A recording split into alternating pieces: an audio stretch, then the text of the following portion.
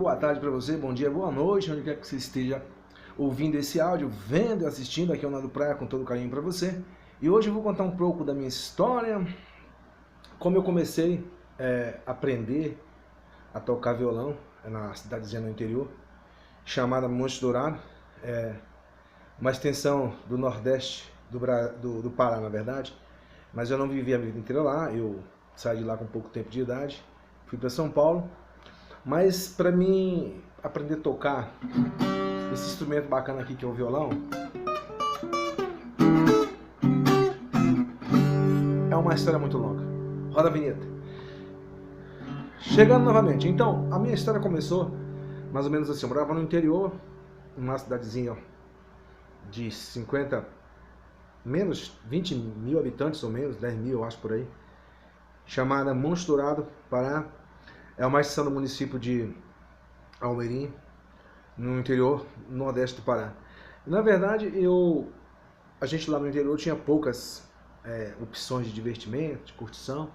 Então a gente sempre quis fazer coisas diferentes e a gente não tinha mais ou menos meta, objetivo. E meu pai trabalhava na roça com lavoura, plantava banana, milho, açaí, cupuaçu, essas coisas da região norte do Brasil, definitivamente do Pará, no nordeste do Pará.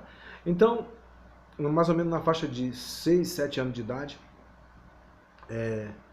eu conheci o violão. Foi de uma forma muito bacana, inclusive uma forma muito inesquecível, na verdade, tanto é inesquecível que há 25, 30 anos eu estou fazendo um vídeo falando a respeito dessa história minha. Na minha iniciação como, na verdade, até como compositor também. Foi nessa época, depois de 8 anos de idade, que eu comecei a compor músicas em casa. Então vamos lá. O meu pai, ele veio de uma cidadezinha chamada Breves, aí na região também do norte do Pará, nordeste do Pará, e foi morar numa região bem afastada dessa cidade chamada Breves. E a gente não tinha opção de nada, como segundamente eu já falei.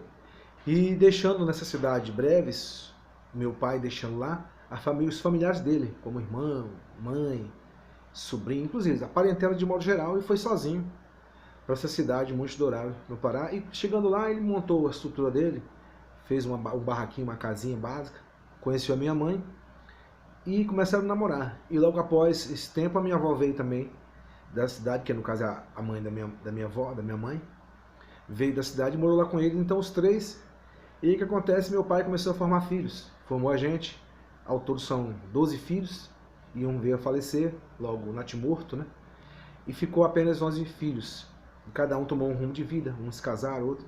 E eu vou falar um pouco da minha história, porque eu morava nessa cidadezinha. Quando foi um belo dia, meu pai foi caçar, lá pescou uns peixes lá.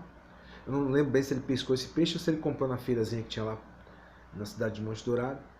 E nós estávamos comendo lá determinado peixe e nós ouvimos o carro do meu cunhado chegando. Era um Fusquinha, se eu não me engano, um Fusquinha vermelho, né?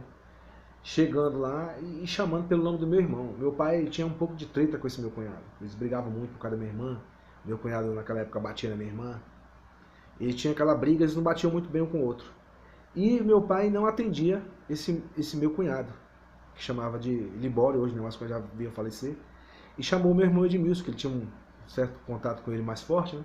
Meu irmão Edmilson foi, atendeu ele. Ele falou: olha, vem cá, tem uma surpresa para vocês. Parou o Fusquinha lá, mais 8h30 da noite, 20 horas da noite. Ele veio, era esse meu tio.